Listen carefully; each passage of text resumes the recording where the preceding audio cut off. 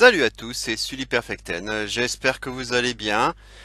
Voilà, on se retrouve, c'est l'été, c'est l'été, c'est les vacances, c'est donc l'occasion pour moi de vous proposer, je l'espère, plein de vidéos sur le catch comme d'habitude, hein, bien entendu, la passion. Je vais être beaucoup plus présent évidemment dans les semaines à venir que ces derniers jours. Il faut dire qu'aussi qu'avec ce changement dans les programmes de pay-per-view qui ne sont plus que mensuels et non plus bimensuels, eh bien forcément il y a moins de choses à dire et donc mes vidéos étaient beaucoup plus espacées. Et puis sans non plus parler de l'emploi du temps personnel, hein, des autres obligations, travail, etc. Là, c'est les vacances, j'ai beaucoup plus de temps. Alors, on va commencer déjà à se projeter sur SummerSlam, hein, parce que c'est quand même à nos portes, hein, un peu plus de 15 jours maintenant. Forcément, la carte commence à se compléter. Il reste encore des matchs à officialiser. Certains qui ne sont pas encore officiels sont, on va dire, plus que probables. Euh, mais j'avais envie de me concentrer pour le moment sur le main event.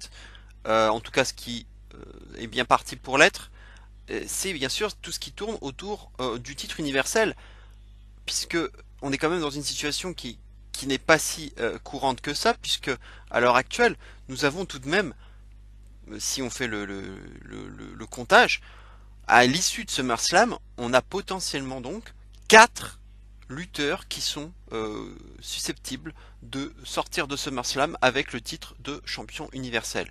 4 lutteurs. C'est quand même pas courant. Et puis ce n'est même pas un Fatal 4-Way. C'est ça qui est dingue. Autant d'ailleurs le mini-event de SummerSlam 2017, c'était un Fatal 4-Way, justement pour le titre universel. Mais là, ce n'est même pas le cas. On a un match simple entre Brock Lesnar et Roman Reigns. Mais il y a eu cette nouveauté. C'est bien sûr le match entre Kevin Owens et Braun Strowman, dont la stipulation va être intéressante puisque la mallette est en jeu. Donc c'est-à-dire que Braun Strowman peut perdre sa mallette dans toutes les situations. Donc Braun peut perdre sa mallette même en étant disqualifié, même en étant décompté à l'extérieur. Donc le danger, on va dire, est maximal pour Braun. Du coup, ça rebat les cartes et ça, je dirais que ça redonne un peu d'intérêt à tout ce qui tourne autour du titre universel. Parce qu'il faut le dire, un énième Lesnar Reigns pour clôturer le show, il y en avait ras le cul. Il y en avait ras le cul. Évidemment, on nous a fait le coup à WrestleMania. On va probablement pas nous refaire le coup 2 fois. Reigns, il faut le dire, est quand même bien parti pour récupérer ce titre universel cette fois-ci. Euh, Ce qui est intéressant, c'est que justement, au lieu de se coltiner l'inévitable, on va dire, fin avec Roman Reigns, avec la ceinture, qui lève les bras, le tout devant un public médusé et qui va huer comme jamais, eh bien, on a quand même une grosse cartouche avec donc la possibilité d'un cash soit de Kevin Owens, soit de Braun Strowman. Donc ça redonne vraiment beaucoup d'intérêt à ce main event. Moi personnellement, en tout cas, je suis assez hypé et je suis plutôt content qu'on aille dans ce sens-là. Les combinaisons sont multiples. Et il y a déjà tout un tas de fantasy booking qui commence à s'installer. Le dernier Raw nous a quand même aussi pas mal donné matière à réfléchir et, et, et matière à ébaucher un certain nombre de théories possibles. Puisque comme on a pu le voir, Brock Lesnar est arrivé finalement euh, après moult on va dire hésitation et beaucoup de trolls et beaucoup de provocations et beaucoup aussi de mots durs, hein, puisqu'il a quand même dit qu'il en avait rien à foutre du WWE Universe. Euh, donc on sent bien à travers cela la volonté de Vince notamment de nous faire haïr le plus possible Brock Lesnar. de façon à ce qu'on finalement prenne fait et cause pour Roman Reigns, puisque finalement l'opération c'est ça, c'est une opération séduction déguisée pour que le public enfin soutienne Roman Reigns. Et justement donc l'absence de Lesnar, de Raw, l'absence de défense de titre lors des pay-per-view, tout ça, c'est bien sûr c'est fait à dessein pour nous énerver. Et ça marche. Et maintenant, tout ce qu'on veut maintenant, c'est un changement de titre. Et je pense que la plupart d'entre nous seraient prêts même maintenant à ce que Roman Reigns prenne le titre, quitte à ce que ce soit Reigns. En fait, le plus important, je pense, pour la plupart d'entre nous, c'est que Lesnar ne soit plus champion et qu'on puisse enfin euh, avoir un champion qui soit présent et qui défende son titre à chaque pay-per-view. C'est bien sûr tout ce qu'on veut. Et donc, si ça doit être Roman Reigns, ça sera Roman Reigns. Mais au moins, on aura quelqu'un d'autre et c'est ça qu'on veut. Et là, je pense que notre énervement est pratiquement à son paroxysme, hein. Et donc le dernier Raw est très intéressant à ce niveau-là puisque on a vu Brock Lesnar qui a enfin fait son apparition donc dans on va dire pour clôturer le show au moment où justement Paul Heyman était pratiquement sur le point de se faire virer par Kurt Angle. Paul Heyman qui se mettait à genoux, traînant à la jambe de Kurt Angle, l'implorant de ne pas le faire. C'est là que donc Lesnar est arrivé et a carrément porté un F5 sur Kurt Angle. D'ailleurs, il faudra voir les répercussions, hein, parce que quand même, s'attaquer à un GM, c'est quand même pas sans conséquence a priori, donc ils vont peut-être encore nous faire le coup de la suspension, hein, à voir. Et ce qui est aussi intéressant, c'est que on avait un Paul Heyman qui était bien sûr soulagé de voir son poulain se présenter, mais en même temps, Brock Lesnar a carrément agrippé la bouche comme ça. Il a serré la bouche de Paul Heyman. Et du coup, Paul Heyman il ne pouvait même plus respirer, hein, c'est ce qu'il disait. Il lui a demandé d'arrêter, parce qu'il ne pouvait plus respirer. Et voilà, ça s'est fini comme ça. Donc on a quand même un Paul Heyman molesté par son propre poulain. C'est quand même pas quelque chose qu'on a l'habitude de voir. Et forcément, on a tous en tête cette idée d'une trahison de Paul Heyman sur Brock Lesnar. L'idée qu'il pourrait finalement retourner sa veste et euh, possiblement se choisir un nouveau poulain, forcément Roman Reigns, et du coup peut-être un nouveau Paul Heyman guy, et peut-être même, c'est là justement encore l'un des nombreux scénarios possibles, Kevin Owens, puisque voilà, c'est un heel et ça pourrait très bien coller avec Heyman, un Kevin Owens qui viendrait du coup caché pour se venger et du coup devenir peut-être aussi un nouveau Paul Heyman guy. Et ce qui permettrait du coup à Lesnar finalement de quitter la WWE et puis voilà de partir vers la MMA et son combat face à Daniel Cormier avec peut-être si ça se trouve un énième pied de nez avec un Lesnar qui conserverait à SummerSlam et qui partirait faire son match face à Daniel Cormier à l'UFC avec la ceinture universelle sur l'épaule. Ça, ce serait la provocation ultime, mais c'est pas impossible que la WWE nous fasse aussi ce coup-là. Bref, vous voyez déjà tous les scénarios possibles. Et je vous ai pas encore trop parlé de Braun, mais Braun, lui aussi, hein, il a quand même son mot à dire. Alors ça veut pas dire qu'il va cacher le soir même. Puis déjà, faut qu'il conserve sa mallette. Moi personnellement, à l'heure qu'il est, moi je pense qu'il va la conserver parce que on a vu le dernier match où il a dû se battre contre Jinder Mahal. Il a perdu, mais par des comptes à l'extérieur. Vous connaissez la WWE, elle aime bien nous faire croire que, elle aime bien brouiller les pistes, elle aime bien voilà, nous mettre sur plusieurs pistes. Et je pense que cette défaite par des comptes à l'extérieur face à Jinder Mahal est faite pour justement montrer le danger qu'encourt Braun si il perd sa mallette, enfin s'il se fait disqualifier ou décompter à l'extérieur à SummerSlam face à Kevin Owens. Si la même chose se reproduit, il perd sa mallette. Et je pense que le fait de nous montrer ça, qu'il est perdu contre Jinder Mahal, je pense que le but de tout cela, c'est de nous faire peur, enfin faire peur en tout cas ceux qui soutiennent Braun, et justement montrer le danger potentiel. Donc quand on fait ça, en général, c'est plutôt l'inverse qui se produit. Donc je pense qu'il va conserver sa mallette, Braun Strowman.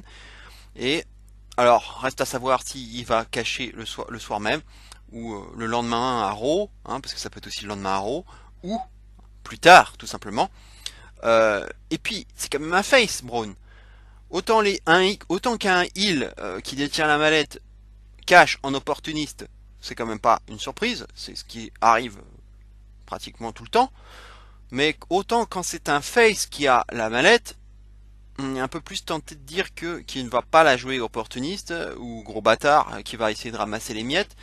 Il va plutôt, je dirais, la jouer sport, comme a pu le faire John Cena en son temps, c'est-à-dire en annonçant son cash à l'avance, en disant voilà, à tel événement, je serai là, je défendrai, enfin en tout cas je mettrai ma mallette en jeu et je viserai le titre de champion à tel moment.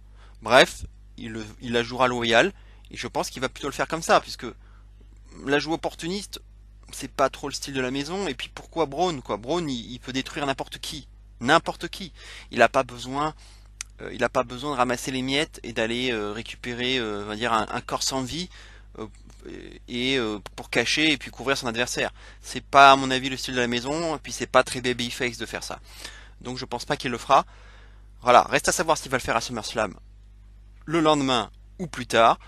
C'est bien là tout l'intérêt de ce main event. Et donc, comme je vous disais, 4 champions universels potentiels. Il y a quand même de quoi faire. Et je pense, puisque quand même l'année dernière, on a eu le Fatal 4-Way, mais il n'y a pas eu de shocking moment à la fin. Hein, parce que quand même SummerSlam, souvent, ça se termine avec un petit shocking moment. Il n'y en a pas eu l'année dernière. Donc, autant vous dire que cette année, j'attends la WWE au tournant pour nous proposer un véritable shocking moment pour donc finir le show. Je veux vraiment que ce show se finisse sur quelque chose de mémorable et qui va nous donner envie de regarder Monday Night Raw dès le lendemain. Tout simplement. Voilà, j'espère qu'ils vont bien travailler ce main event et surtout l'après-match. Euh, voilà, après on peut penser à tout, hein. À l'Undertaker, on peut penser je sais pas, au Rock, à Hulk Hogan. Allez, on peut se mettre à délirer complètement. À Lars Sullivan, allez, qui pourrait faire ses débuts, s'attaquer à Braun Strowman, voilà, par exemple, ou à Roman Reigns, pour faire ses débuts dans le main roster. Mais tout est possible à la fédération, tout est possible. Ils peuvent nous réserver vraiment de grosses surprises. Et moi, c'est ce que j'attends. J'attends d'être surpris. euh, et peut-être que du coup, le champion que l'on aura après Lesnar Reigns ne sera peut-être pas celui qui va rester champion une minute après. Et c'est bien là l'intérêt d'avoir une mallette déjà, et puis en plus d'avoir une mallette dont on n'est même plus sûr de son propriétaire. Et ça, je trouve ça très intéressant. Voilà, donc on va se plonger donc petit à petit dans SummerSlam. Il y a encore quand même deux épisodes de Raw, 2 épisodes de SmackDown pour builder SummerSlam, pour compléter la carte, qui va être encore très épaisse. Donc il y a quand même de quoi faire, et je pense qu'on n'est pas au bout de nos surprises, et j'espère que voilà, qu'il va y avoir un super show, puisque comme vous avez pu le constater, les derniers shows de la WWE, ils étaient vraiment lamentables. Et j'attends véritablement la fédération au tournant sur ce pay-per-view qui est quand même le deuxième plus important de l'année. C'est le WrestleMania de l'été. Donc il va falloir véritablement vraiment tout donner et se surpasser pour nous proposer le meilleur show possible. D'autant plus que, comme d'habitude, c'est précédé d'un takeover et que le takeover Brooklyn qui va arriver juste donc la veille de SummerSlam, donc le 19 août, donc ça sera du coup le 18 août, pardon, pour TakeOver. Ça va être énormissime, énormissime. Ce TakeOver va être énormissime, avec avec un plateau exceptionnel. Bref, ça va être très difficile pour le main roster de passer derrière, hein, comme souvent. Mais donc du coup, moi j'attends énormément de SummerSlam. Et voilà, j'espère qu'ils vont vraiment soigner les matchs et qu'il n'y aura pas trop de purges. Malheureusement, la carte étant épaisse, j'ai bien peur qu'il y ait des matchs qui soient un peu torchés et qu'il y ait quand même quelques matchs, des matchs OSEF, hein, qui viennent polluer tout ça, comme on a pu avoir avec Extreme Rules ou Money in the Bank par exemple. Bref, j'espère quand même que ce show sera au moins correct. C'est quand même le minimum à attendre à la WWE. Parce que le mot correct, même ça, j'ai du mal à le prononcer pour la WWE depuis plusieurs mois maintenant. Donc c'est quand même complètement anormal. Donc j'attends beaucoup, beaucoup, beaucoup de SummerSlam 2018. Voilà, donc c'était une petite vidéo très courte.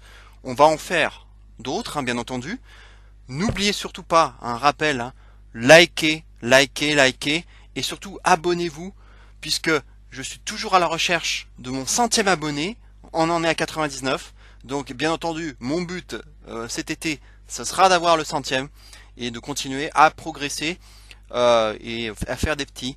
Et j'espère que cette chaîne continuera le plus longtemps possible et qu'elle vous continuera à satisfaire vos besoins en termes de catch, en termes de booking, de fantasy booking, en termes d'information aussi, de ce qui peut se produire éventuellement, voilà, les news, les scénarios, tout ça, toute la passion que je peux vous transmettre. Donc j'espère que que vous continuerez nombreux à me suivre et puis surtout que la communauté va grandir. Donc j'attends toujours ce 100e abonné qui se fait décidément attendre et peut-être que ça va arriver pour les jours à venir. On va croiser les doigts. Voilà, merci de m'avoir écouté. Donc likez, abonnez-vous, faites partager et d'ici là, bien entendu, on se retrouve très bientôt pour une prochaine vidéo qui parlera probablement de TakeOver et de SummerSlam. Voilà, c'est les prochains événements. Et d'ici là donc, bien entendu, n'oubliez surtout pas, vive le catch. Ciao à tous.